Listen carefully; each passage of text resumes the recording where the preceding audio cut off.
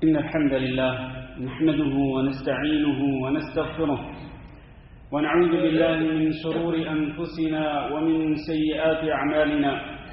من يهدي الله فلا مضل له ومن يضلل فلا هادي له. وأشهد أن لا إله إلا الله وحده لا شريك له وأشهد أن محمدا عبده ورسوله. اللهم صل على محمد وعلى آل محمد كما صليت على إبراهيم وعلى آل إبراهيم إنك حميد مجيد. اللهم بارك على محمد وعلى آل محمد كما باركت على إبراهيم وعلى آل إبراهيم إنك حميد مجيد. أما بعد فإن خير الحديث كتاب الله وخير الهدي هدي محمد صلى الله عليه وسلم وشر الأمور محدثاتها وكل محدثة بدعة وكل بدعة ضلالة وكل ضلالة في النار. أعوذ بالله من الشيطان الرجيم. يا أيها الذين آمنوا اتقوا الله حق تقاته ولا تموتن إلا وأنتم مسلمون. يا أيها الناس اتقوا ربكم الذي خلقكم من نفس واحدة وخلق منها زوجها وبث منهما رجالا كثيرا ونساء واتقوا الله الذي تساءلون به والأرحام إن الله كان عليكم رقيبا. يا أيها الذين آمنوا اتقوا الله وقولوا قولا سديدا يصلح لكم أعمالكم ويغفر لكم ذنوبكم ومن يطع الله ورسوله فقد فاز فوزا عظيما. لائق صد احترام بزرگوں، دوستوں اور بھائیوں اور مکرمات و معززات ماؤں، بہنوں، بیٹیوں اور خواتین اسلام، اللہ رب العزت نے سورۃ الروم میں اپنی قدرت کی کئی نشانیاں ذکر فرمائیں،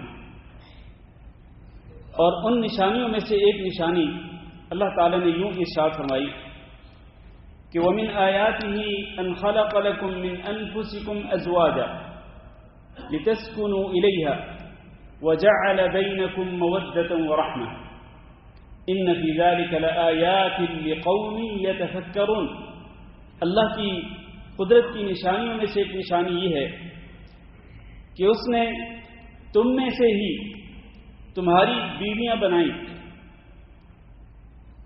اور مقصد کیا ہے؟ لِتَسْكُنُوا إِلَيْهَا، تاکہ تم اپنی بیویوں سے سکون حاصل کر سکو۔ وَجَعَلَ بَيْنَكُمْ مَوَدَّةً وَرَحْمَةً، اور اللہ کی قدرت کی نشانیوں میں سے ایک نشانی یہ بھی ہے اسی حوالے سے کہ اس نے تمہارے درمیان یعنی خاوند اور بیوی کے درمیان محبت کو پیدا کر دیا اور ایک دوسرے کے لیے ہمدردی اور پیار و محبت کے جذبات پیدا کر دیے۔ اس میں یقینی طور پر ان لوگوں کے لیے نشانیاں ہیں جو کہ غور و فکر کرتے ہیں۔ آپ بھی ذرا غور و فکر کریں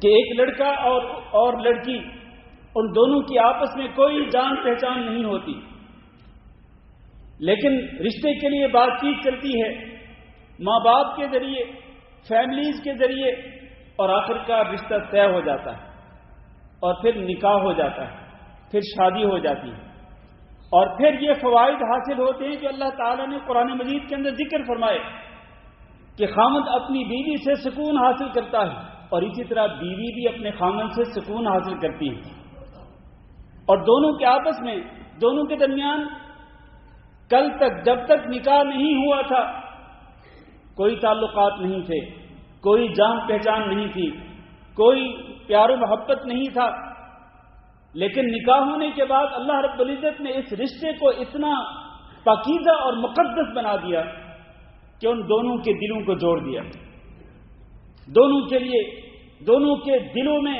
ایک دوسرے کے لیے پیار اور محبت کے جذبات کو پیدا کر دیا، ہمدردی کے جذبات کو، کہ ایک کی خوشی دوسرے کے لیے خوشی اور ایک کی تکلیف دوسرے کے لیے تکلیف، اپنی خوشی دوسرے کے لیے بھی اور دوسروں کی تکلیف اپنی تکلیف سمجھتا ہے، دونوں آپس میں دوسرے بندے کی خوشی کو اپنی خوشی تصور کرتا ہے، اور اسی طرح جو اس کا جو دوسرا جو شریک حیات ہے وہ اس کی تکلیف کو اپنی تکلیف تصور کرتا ہے، دونوں ایک دوسرے کے ساتھ پیار و محبت کے ساتھ زندگی بسر کرتے ہیں.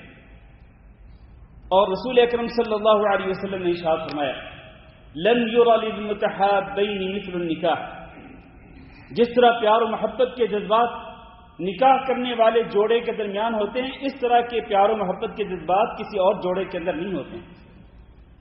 اور نبی صلی اللہ علیہ وسلم نے ایک اور ارشاد یہ فرمایا کہ اذا تزوج العبد فقد استكمل نصف الدین، جب ایک بندہ شادی کر لیتا ہے تو آدھا دین مکمل کر لیتا ہے، لہذا اس کو باقی جو آدھا دین ہے اس کے بارے میں اللہ تعالیٰ سے ڈرنا چاہیے.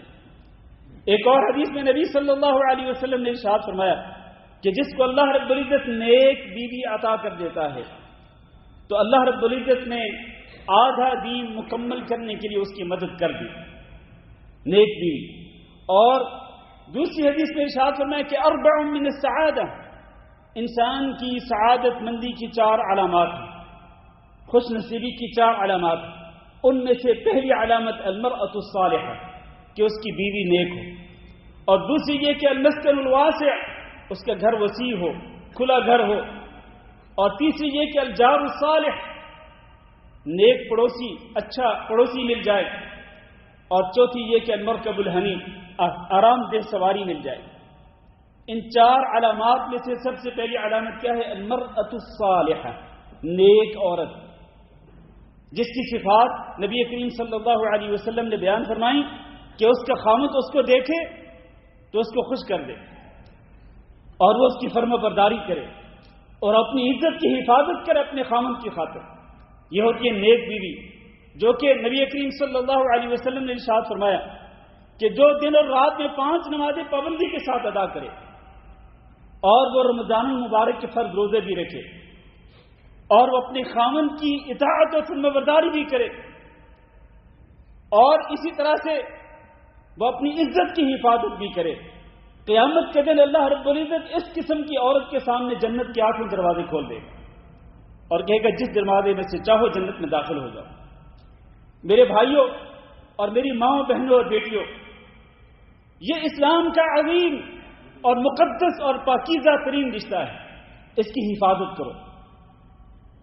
جو اس رشتے سے منسلک ہو چکے ہیں وہ اس رشتے کی حفاظت کریں اور اس رشتے کو ٹوٹنے سے بچائیں، اس لیے کہ آج حالت یہ ہے کہ خاندانوں کے خاندان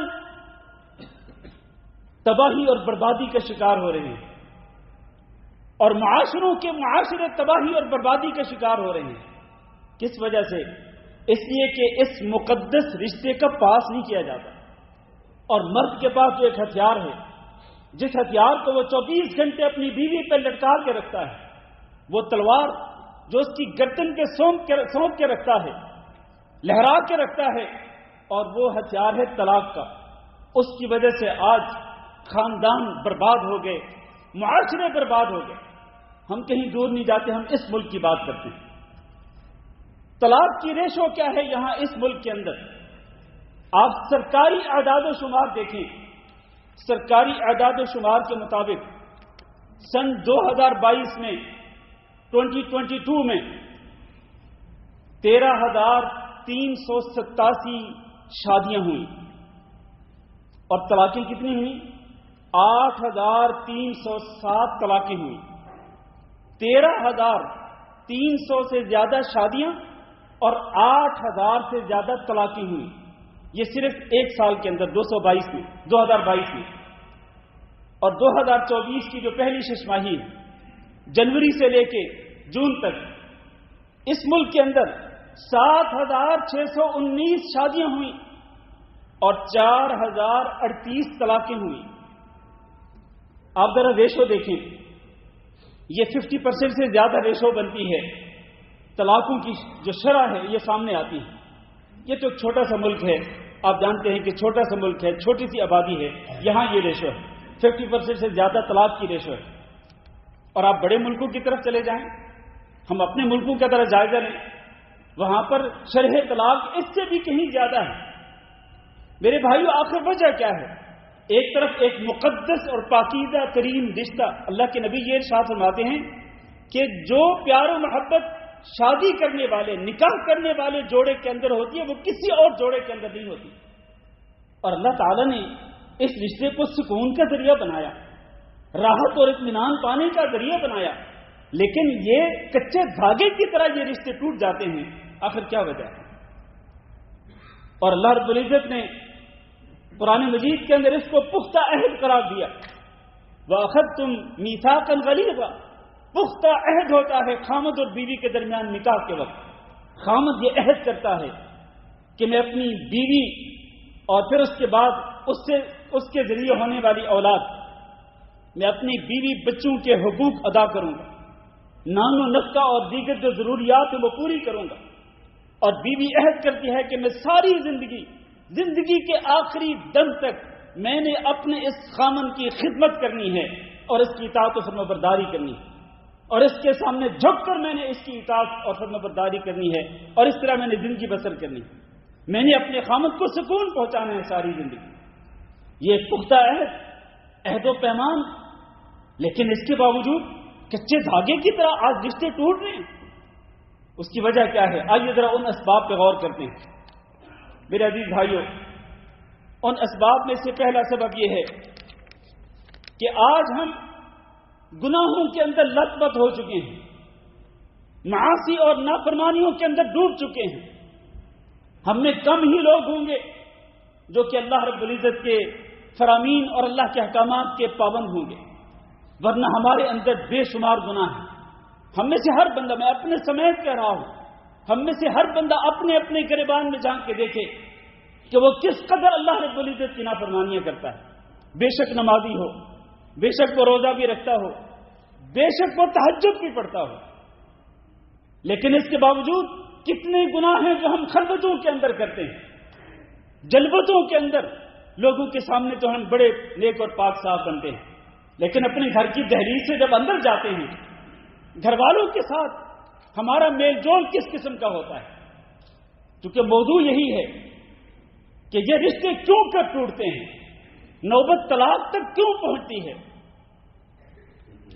تو اگر ہم اپنی گریبان میں جھانک کے دیکھیں تو ہم اپنے آپ کو گناہوں کے اندر ڈوبا ہوا پائیں گے، مرد بھی اور عورتیں بھی. اور اللہ تعالیٰ کا فرمان ہے ما اصابکم من مصیبت الا ما اصابکم من مصیبت فبما کسبت ایدیکم. تم پہ جو بھی مصیبت آتی ہے وہ خود تمہارے اپنے کرتوتوں کی وجہ سے آتی ہے. اور یہ جو رشتے کا ٹوٹنا ہے نا، یہ جو پختہ رشتہ تھا، مضبوط رشتہ تھا، پاکیزہ اور مقدس رشتہ تھا، اس کا کچے دھاگے کی طرح ٹوٹ جانا یہ بھی ایک مصیبت سے کم نہیں. یہ مصیبت کیوں آتی ہے؟ ایک خاندان کے اوپر یہ مصیبت کیوں ٹوٹتی ہے؟ ایک معاشرے کے اوپر یہ مصیبتیں کیوں ٹوٹتی ہیں؟ فبما کسبت ایدیکم، تمہارے اپنے کرتوتوں کی وجہ سے. اس لیے سب سے پہلے ہمیں اللہ رب العزت کی طرف رجوع کرنا چاہیے اور توبہ کرنی چاہیے. اگر خاوند اپنی بیویوں کی حق تلفی کر رہے ہیں وہ اللہ کی طرف رجوع کریں. اگر بیویاں اپنے خامدوں کی حق تلفی کرتی ہیں اور وہ خامد اور بیوی دونوں گناہوں کے اندر لت پت ہیں تو وہ اللہ تعالیٰ سے معافی مانگیں اور اپنی اصلاح کا عزم کریں. اللہ تعالیٰ نے قرآن مجید کے اندر ارشاد فرمایا وَأَنِ اسْتَغْفِرُوا رَبَّكُمْ ثُمَّ تُوبُوا إِلَيْهِ يُمَتِّعْكُمْ مَتَاعًا حَسَنًا. اور لوگوں تم اللہ رب العزت کی طرف رجوع کر لو اور اپنے گناہوں کی معافی مانگ لو. اس سے فائدہ کیا ہوگا؟ فائدہ یہ ہوگا کہ یمتعکم متاعا حسنا، تمہیں اللہ رب العزت بہترین زندگی عطا فرمائے گا. زندگی گزارنے کا ساز و سامان اور اچھے طریقے سے زندگی اللہ رب العزت گزارنے کا سلیقہ آپ کو عطا کرے گا کہ آپ کس طرح سے اپنی زندگی اچھے طریقے سے گزار سکتے ہیں. خاص طور پر آپ کی جو خاندانی زندگی ہے، ازدواجی زندگی ہے، اس کو آپ کس طرح اچھے طریقے سے گزار سکتے ہیں. اس کا اللہ رب العزت آپ کو سلیقہ سکھا دے گا، اللہ آپ کو توفیق دے دے گا اور اللہ آپ کے دلوں کے اندر محبت اور اسی طرح ہمدردی کے جذبات کو پیدا کر دے گا. دوسرا سبب، زیادہ تر جو یہ رشتے ٹوٹتے ہیں یہ بدگمانیوں کی بنا پر ٹوٹ جاتے ہیں، شکوک و شبہات کی بنا پر ٹوٹ جاتے ہیں. خامد اپنی بیوی پہ بلا کسی دلیل کے، بغیر کسی ٹھوس ثبوت کے خواہ ہی اپنی بیوی پہ شک و شبہ کرتا ہے. اور اسی طرح بیوی بھی اپنے خامد کے اوپر خواہ شک و شبہ کرتی ہے بغیر کسی ثبوت کے. خواہ اس کے موبائل کو اٹھا کے چیک کرے گی کس کا میسج آیا, کس کی کال آئی. اور اگر کسی عورت کا نام لکھ کر کے کسی نے اپنے موبائل کے اندر کسی عورت کے نام کے ساتھ اس کا نمبر سیو کیا ہوا ہے تو وہ جانچ پڑتال کرے گی کہ یہ فلاں نام کی عورت کون ہے, کیوں کال کرتی ہے. یہ خواہ کے شکوک و شبہات اور بدگمانیاں, جبکہ اللہ رب العزت نے قرآن مجید کے اندر کیا فرمایا؟ فرمایا اجتنبوا یا ایھا الذین آمنوا اجتنبوا کثیرا من الظن ان بعض الظن اثم. اور ایمان والو تم بہت زیادہ بدگمانیاں کرنے سے بچو. اور ہم اپنے گھروں کے اندر اپنے بھائیوں پر, جو عام مسلمان بہن بھائی ان پہ تو بدگمانیاں کرتے ہی ہیں, ان کو چھوڑ دیجیے. اپنے گھر کے اندر خاوند بیوی ایک دوسرے پر بدگمانی کرتے ہیں, خواہ شکوک و شبہات کے اندر مبتلا ہے. اور اولاد اپنے والدین اپنی اولاد کے بارے میں شکوک و شبہات کرتے ہیں, اسی طرح اولاد اپنے والدین کے بارے میں. تو میرے بھائیوں, اس سے اللہ رب العزت نے منع کیا ہے اہل ایمان کو. فرمایا ایاکم والظن فإن الظن اکذب الحدیث. بدگمانی کرنے سے بچا کرو, اس لیے کہ بدگمانی سب سے بڑا جھوٹ ہے, اور اس سب سے بڑے جھوٹ کے اندر ہم ملوث ہیں, مبتلا ہیں. اس کی وجہ سے رشتے ٹوٹ رہے ہیں. اور پھر ہوتا کیا ہے؟ سنی سنائی باتیں. اور جی فلاں نے مجھے ایسے کہہ دیا, فلاں سے میں نے یہ بات سنی, اور اس کی کوئی تحقیق نہیں کی. سنی سنائی بات کے اوپر فوراً قدم اٹھاتے ہیں.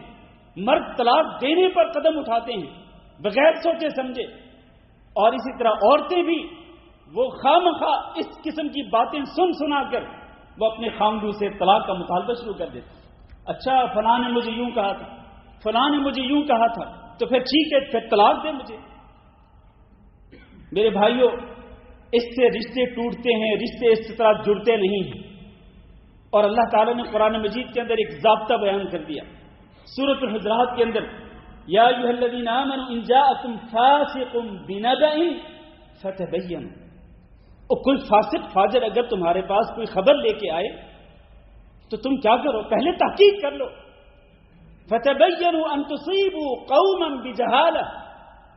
اس سے پہلے کہ تم نادانی کی بنا پر کوئی قدم اٹھا بیٹھو, پھر فتصبحوا علی ما فعلتم نادمین, پھر تمہیں شرمندگی کا سامنا کرنا پڑے.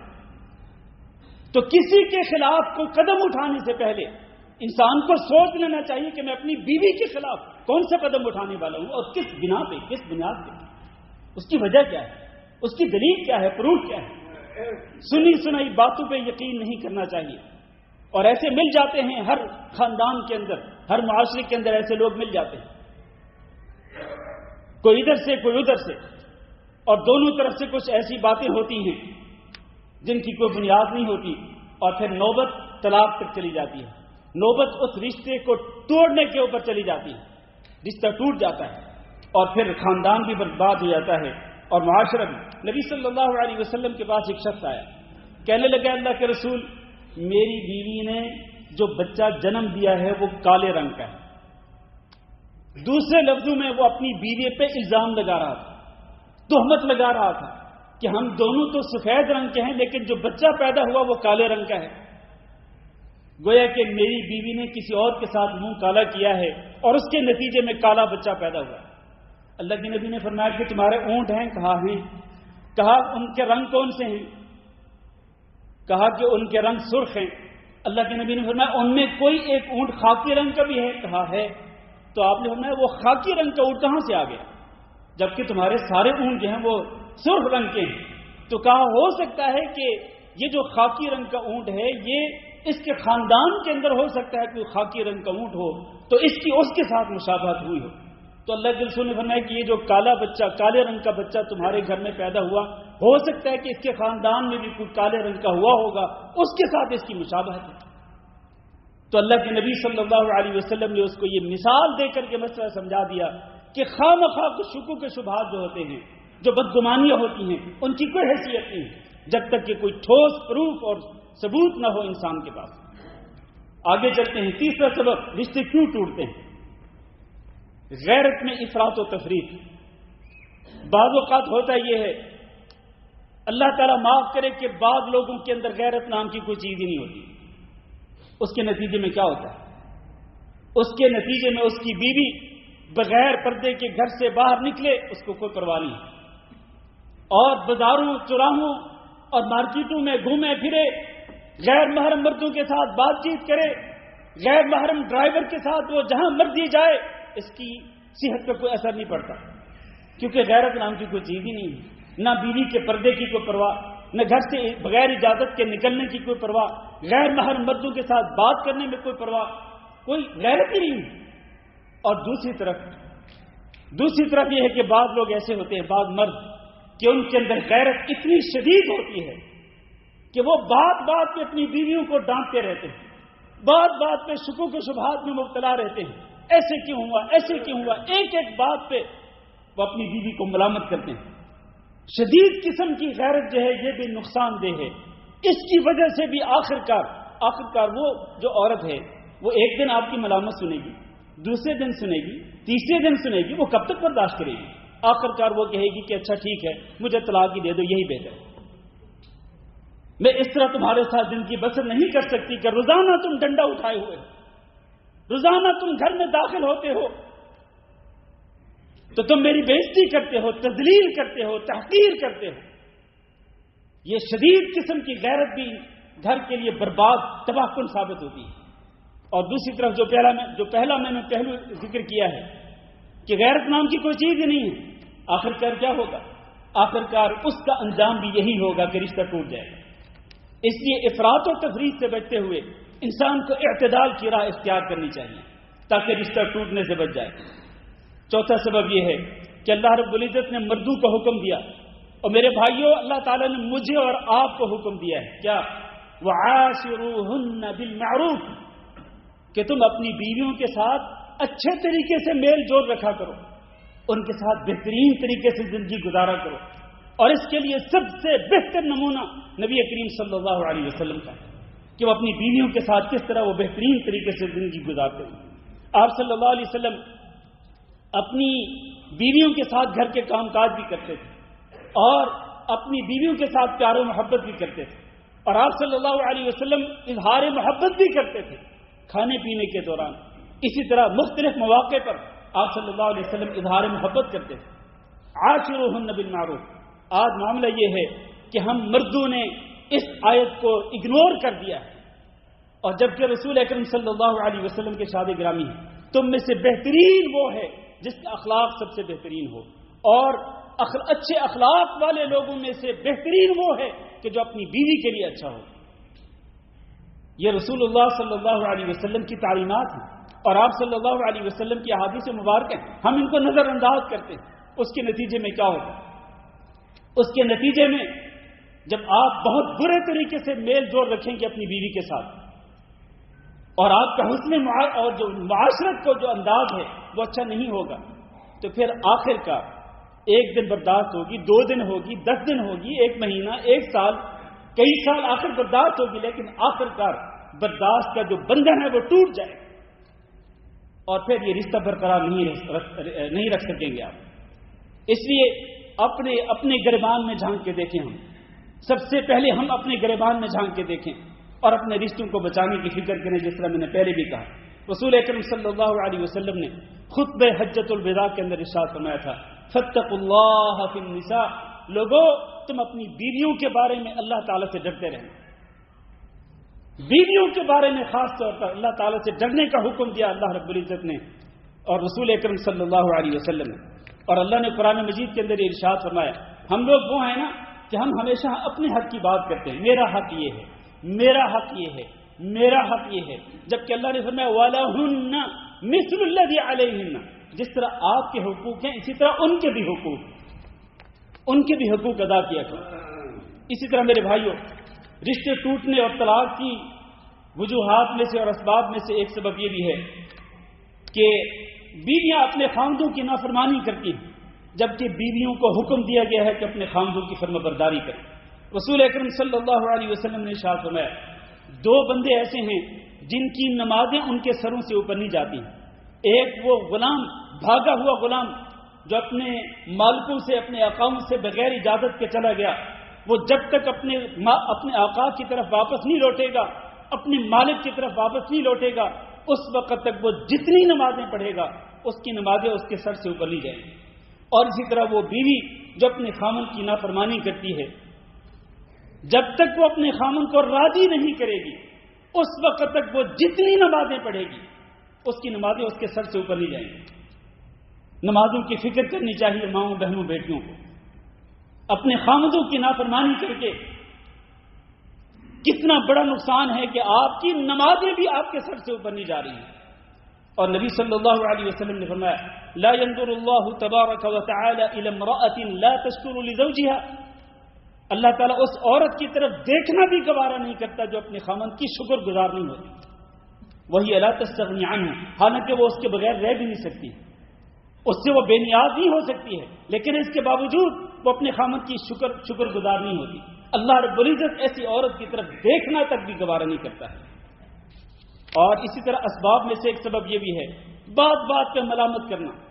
خامد اپنی بیوی کو بات بات پہ ملامت کرتا، حتیٰ کہ بعض اوقات انتہائی حقیر سی باتیں، بہت ہی ہلکی سی باتوں پر، مثلا کھانے پینے کے اندر اگر کوئی تھوڑی بہت کمی بیشی ہو گئی تو خامخواہ ایسے ہی پھر ڈنڈا اٹھا لیتے ہیں، ملامت کرنا شروع کر دیتے ہیں، تنقید کرنا شروع کر دیتے ہیں۔ اور اسی طرح عورتوں کی بھی عادت ہوتی ہے۔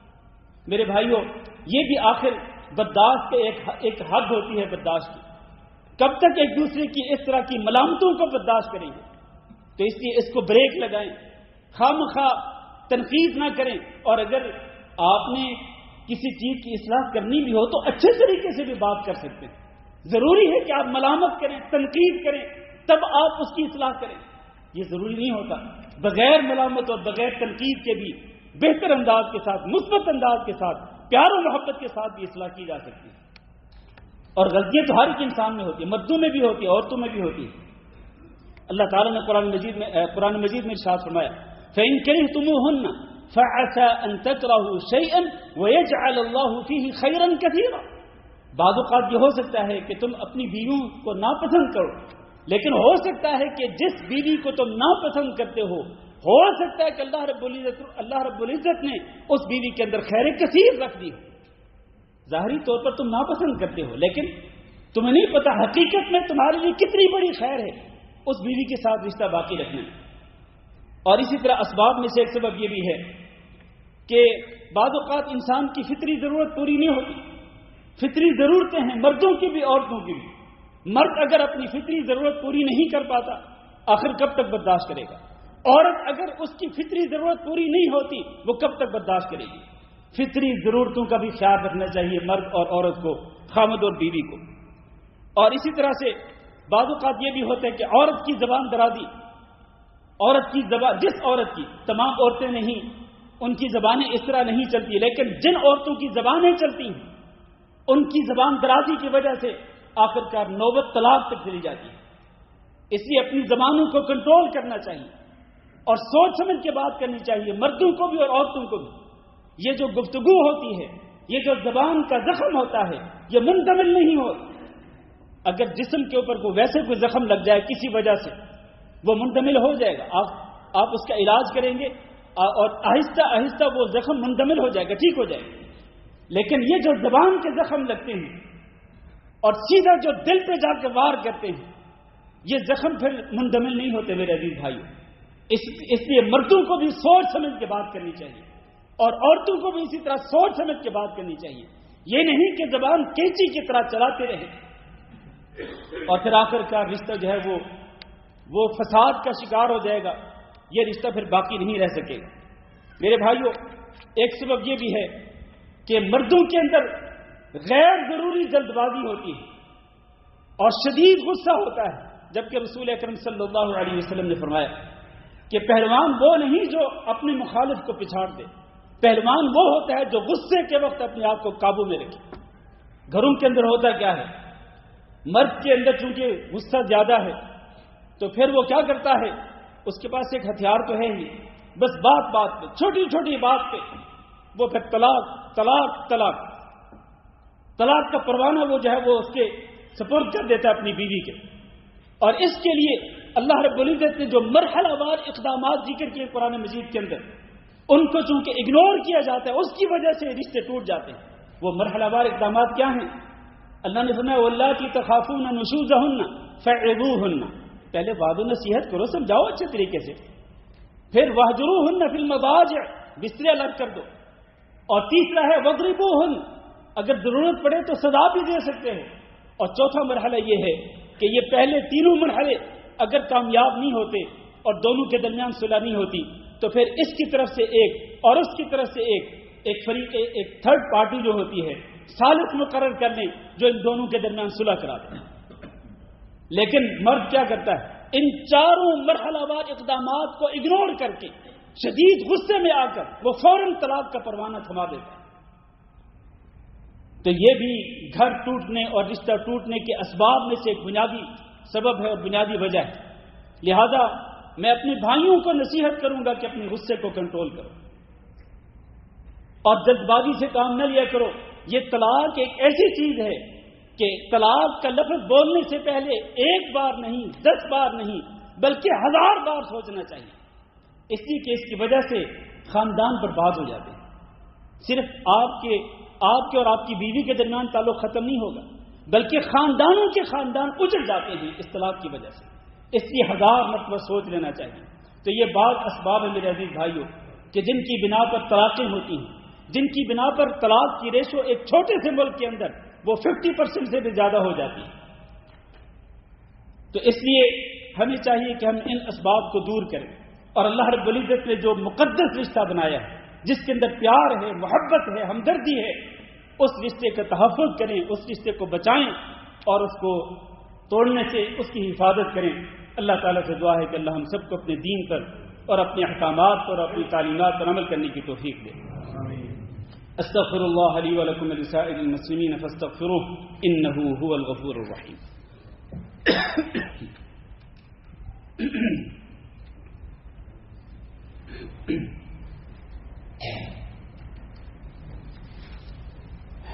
إن الحمد لله نحمده ونستعينه ونستغفره ونعوذ بالله من شرور أنفسنا ومن سيئات أعمالنا. من يهده الله فلا مضل له ومن يضلل فلا هادي له. وأشهد أن لا إله إلا الله وحده لا شريك له وأشهد أن محمدا عبده ورسوله. اللهم صل على محمد وعلى آل محمد كما صليت على إبراهيم وعلى آل إبراهيم إنك حميد مجيد. اللهم بارك على محمد وعلى آل محمد كما باركت على إبراهيم وعلى آل إبراهيم إنك حميد مجيد. أما بعد، عزیز بھائی اور دوستو، طلاق کے اور رشتوں کے ٹوٹنے کی ایک وجہ یہ بھی ہے کہ بعض اوقات خاوند بیوی خود سبب نہیں ہوتے لیکن کوئی تھرڈ پرسن، کوئی تیسرا انسان ان دونوں کے درمیان دخل اندازی کر کے اور ایک دوسرے کے خلاف باتیں کر کے اس کی وجہ سے نوبت کہاں پر پہنچتی ہے؟ نوبت طلاق تک چلی جاتی ہے. ایک چھوٹی سی مثال دیتا ہوں. اگر بہو اپنی ساس کو پسند نہیں، خواہ بلا وجہ، بغیر کسی معقول وجہ کے اگر بہو پسند نہیں تو ساس کیا کرے گی؟ ساس اپنے بیٹے کو اکسائے گی، کہے گی کہ اپنی اس بیوی کو طلاق دے دے، اس کے خلاف باتیں کرے گی، اپنے بیٹے کے کان بھرے گی اور کان بھر کر اس کو اس پر مجبور کرے گی کہ وہ اپنی بیوی کو طلاق دے.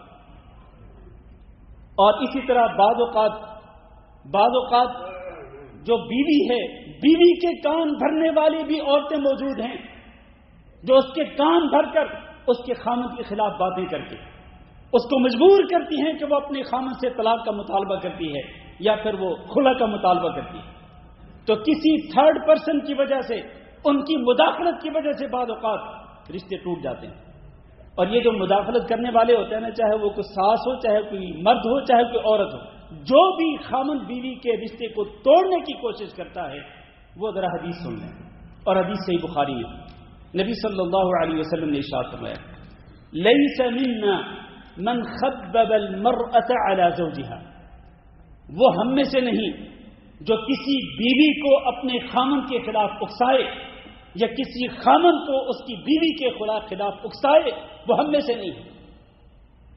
کتنی شدید اور سخت بات کی نبی صلی اللہ علیہ وسلم نے، وہ ہم میں سے نہیں، ہماری امت سے نہیں، اس کا ہم سے کوئی تعلق نہیں جو خامن بیوی کے درمیان مداخلت کر کے ان کے رشتے کو توڑنے کی کوشش کرے، وہ کوئی بھی ہو، وہ چاہے اپنی فیملی کا کوئی بندہ ہو، اپنے خاندان کا کوئی بندہ ہو، یا وہ کوئی عام آدمی ہو، جو بھی خامن بیوی کے رشتے کو توڑنے کی کوشش کرتا ہے وہ سمجھ لے کہ نبی صلی اللہ علیہ وسلم نے اس سے برات اور بیزاری کا اظہار کیا ہے۔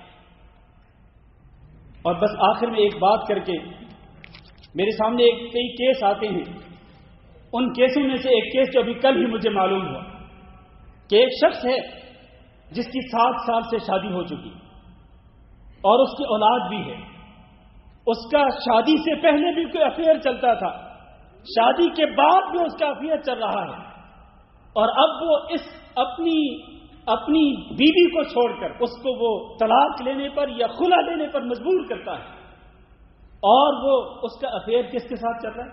اپنی بیوی کی بہن کے ساتھ افیئر چل رہا ہے، اور اس کی بہن بھی یہ چاہتی ہے کہ میری بہن کا گھر برباد ہو اور اس کو طلاق ہو یا یہ خلا لے لے اور میری اس لڑکے کے ساتھ، اس بندے کے ساتھ شادی ہو جائے۔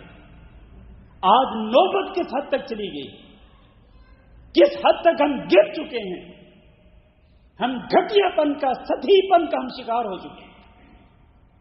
وہ شادی شدہ ہو، اولاد بھی ہے، اور پھر تم منہ کالا کرتے ہو کسی اور کے ساتھ اور اپنی بیوی کی بہن کے ساتھ۔ اللہ رب العزت نے قرآن مجید کے اندر زنا کی کتنی سنگینی بیان فرمائی کہ ایک بندہ جب زنا کرتا ہے تو اس وقت اس کے اندر ایمان باقی نہیں ہوتا، اس کا ایمان اس کے جسم سے نکل چکا ہوتا ہے، اس کے دل سے اٹھ چکا ہوتا ہے جب وہ زنا کر رہا ہوتا ہے۔ اور اس کے علاوہ جو سنگینیاں ہیں وہ ایک الگ موضوع ہے، لیکن کس حد تک گھٹیا پن ہے ہمارے معاشروں کے اندر، ہمارے خاندانوں کے اندر، کہ لوگ اپنے گھروں کو تباہ کر دیتے ہیں، برباد کر دیتے ہیں، مقدس رشتوں کو توڑ دیتے ہیں اور کوئی وجہ بھی نہیں ہوتی۔ اس لیے میرے بھائیو، ہم سب کو اللہ تعالیٰ سے ڈرنا چاہیے، اور اللہ سے ڈرتے ہوئے ہمیں اپنی اصلاح کرنی چاہیے۔ میں اپنی اصلاح کی بات کرتا ہوں کہ ہم اپنے گھروں کی اصلاح کریں۔ ہم اگر اپنے گھروں کی اصلاح کریں گے تو اس طرح سے یہ ہوتا ہے نا کہ ایک خاندان سے دوسرا خاندان، پھر اس سے تیسرا خاندان، پھر پورا معاشرہ، پورے معاشرے کی اصلاح ہوگی اگر ہم میں سے ہر بندہ اپنی اصلاح کرے۔ اللہ تعالیٰ سے دعا کرتے ہیں کہ اللہ ہم سب کو اصلاح کرنے کی توفیق دے۔ اللهم اغفر لنا وللمؤمنين والمؤمنات وللمسلمين والمسلمات الأحياء منهم والأموات. اللهم إنا نسألك العفو والعافية والمعافاة الدائمة في الدنيا والآخرة. اللهم إنا نسألك رضاك والجنة ونعوذ بك من سخطك والنار. اللهم فرج هم المهمومين ونفس كرب المكروبين واقض الدين عن المدينين واشف مرضانا ومرضى المسلمين. اللهم انصر عبادك المستضعفين في فلسطين. اللهم انصر عبادك المستضعفين في فلسطين وفي كل مكان. اللهم انصرهم على أعدائهم إنك على كل شيء قدير. ربنا آتنا في الدنيا حسنة وفي الآخرة حسنة وقنا عذاب النار. وصلى الله وسلم على نبينا محمد وعلى آله وأصحابه أجمعين.